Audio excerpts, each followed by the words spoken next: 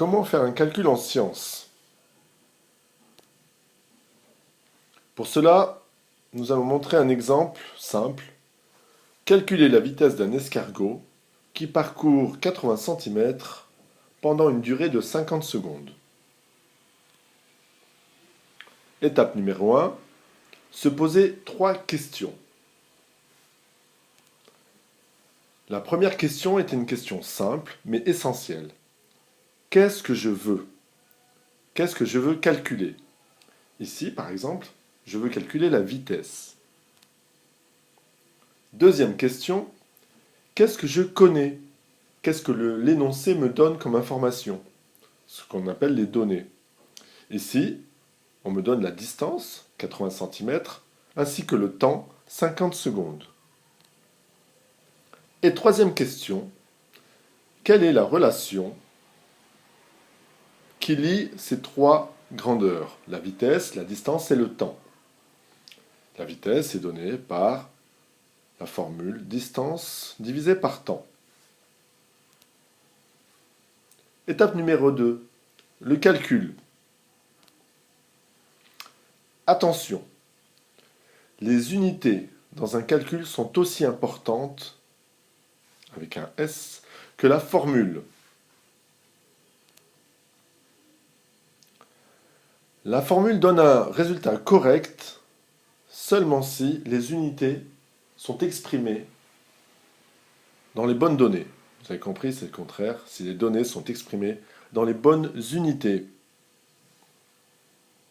Généralement, les unités du système international, le mètre, la seconde, le kilogramme, etc. Ce sont toujours les mêmes que l'on utilise en physique-chimie. Ici, la vitesse est exprimée en mètres par seconde à condition que la distance soit en mètres et que le temps soit exprimé en secondes. Il faut absolument connaître les symboles des unités, petit m, petit s, et le mètre par seconde. Ici, attention, la distance est en centimètres. Pour avoir un calcul juste, il faut la transformer en mètres.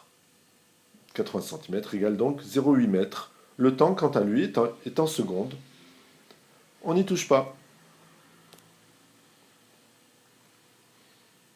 Il n'y a plus qu'à faire son calcul, remplacer les lettres, les symboles de la formule par leur valeur numérique. C'est le calcul numérique. La vitesse est égale à 0,8 divisé par 50. Attention au syndrome du calcul pas beau. On a souvent tendance à vouloir diviser le plus grand nombre par le plus petit. Ici, ce n'est pas le cas. Il faut bien conserver la distance 0,8 au-dessus de la barre de fraction et le 50, le temps en dessous. Le résultat est de 0,016. Mais 0,016 quoi? Souvent, à la fin d'un calcul, on ne sait plus trop quelle unité mettre au résultat. Des mètres, des secondes, des ampères, ou souvent on ne met rien. C'est une erreur. On revient donc à notre première question. Qu'est-ce que je veux calculer? Une vitesse. Une vitesse s'exprime en mètres par seconde. Mon unité est donc le mètre par seconde. V égale 0,016 mètres par seconde. Maintenant que le calcul est fait, attachons-nous à une présentation claire pour le lecteur. On commence par annoncer, par une phrase, ce que l'on veut calculer, la formule que l'on utilise et les valeurs converties que l'on va utiliser. On montre le calcul numérique, le résultat et l'unité. Il est souvent conseillé d'arrondir le résultat. Souvent, c'est à 0,1 près ou 0,01 près. On arrondit en respectant les règles d'arrondi.